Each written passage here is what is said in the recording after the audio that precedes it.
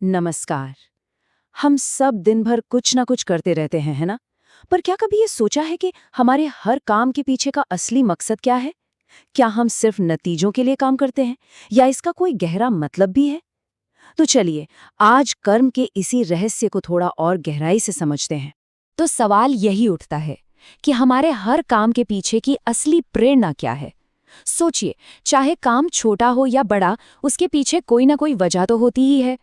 और ये एक ऐसा सवाल है जो सच में हमें अपने अंदर झांकने पर मजबूर कर देता है। और इसी गहरे विचार की जड़ें एक बहुत ही महत्वपूर्ण कथन में मिलती हैं। फल के हेतु बनने वाले अत्यंत दीन हैं। इसका सीधा सा मतलब ये है कि जो लोग सिर्फ और सिर्फ काम के फल, उसके नतीजे की इच्छा से काम करते हैं, वो असल में मन से गरीब हैं, दीन हैं। शास्त्रों में ऐसे कर्मों को बहुत ही निम्न श्रेणी का माना गया है। और देखा जाए तो ये हम सबकी एक आम आदत है ना? हम कोई भी काम करते हैं तो बदले में कुछ न कुछ पाने की उम्मीद तो रखते ही हैं, चाहे वो तारीफ हो, कामयाबी हो या कोई भौतिक लाभ हो। कमाल की बात तो ये है कि दान जैसे पुण्य काम में भी कहीं न कहीं यश पाने की इच्छा छिपी रहती है। तो सवाल ये है कि ये इच्छा, ये उम्मीद आती कहाँ से है? शास्त्र इसे कहते हैं हृदय की दीनता। मतलब हमारे अंदर एक अधूरेपन का, एक खालीपन का एहसास होता है और हम उसी खालीपन को बाहर की कामयाबी और तारीफों से भरने की कोशिश में लगे रहते हैं। और सच पूछे तो असली गरीबी यही है। तो यहाँ हमारे सामने दो रास्ते बिल्कुल साफ हो जाते हैं। एक है सकाम कर्म, यानी वो काम जो सिर्फ फल पर टिका है, और ये हमें उसी हृदय की दीनता की तरफ ले जाता है।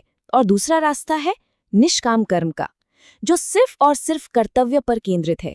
यही वो रास्ता है जो हमें समत्व यानी मन की शांति की ओर ले जाता है और हमें कर्म के बंधन से आजाद करता है। और बस इसीलिए इसे सबसे उत्तम माना गया है। तो अब मन में ये सवाल आना तो लाजमी है कि अगर फल की इच्छा ही दीनता है, तो इस सोच से, इस हालत से ऊपर उठने का रास्ता क्या है? आखिर इस चक्कर से बाहर कैसे निकला जाए? और इसका जवाब है समत्व बुद्धि योग। इसका बहुत सीधा सा मतलब है अपने मन को हर परिस्थिति में, हर हाल में स्थिर रखना, संतुलित रखना। मतलब सफलता मिले या असफलता, लाभ हो या हानि, मन को विचलित नहीं होने देना है।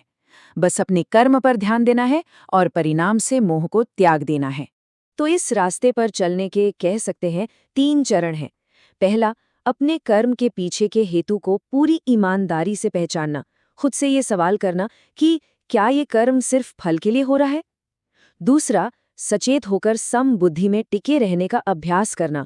और आखिर में, फल से मोह रखे बिना अपने स्वधर्म यानी अपने स्वाभाविक कर्तव्य का पालन करते रहना।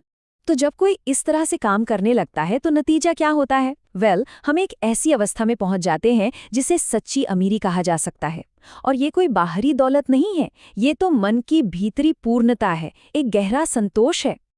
तो पूरी बात का निचोड़ ये है कि असली अमीरी बाहरी चीजों में है ही नहीं, वो तो उस एहसास में है जब हमें भीतर से लगता है कि हमारे पास सब कुछ है, कोई कमी ही नहीं है। ये वो अनुभव है जब ये ज्ञान हो जाता है कि हमारे अंदर किसी भी चीज का अभाव नहीं है। और जब हम फल की इच्छा से मुक्त हो जाते हैं ना, तब जाकर इसी आंतरिक संपन्नता का अनुभव होता है। और आखिर में ये सारी बातचीत हमें एक बहुत बड़े सवाल पर लाकर छोड़ देती है।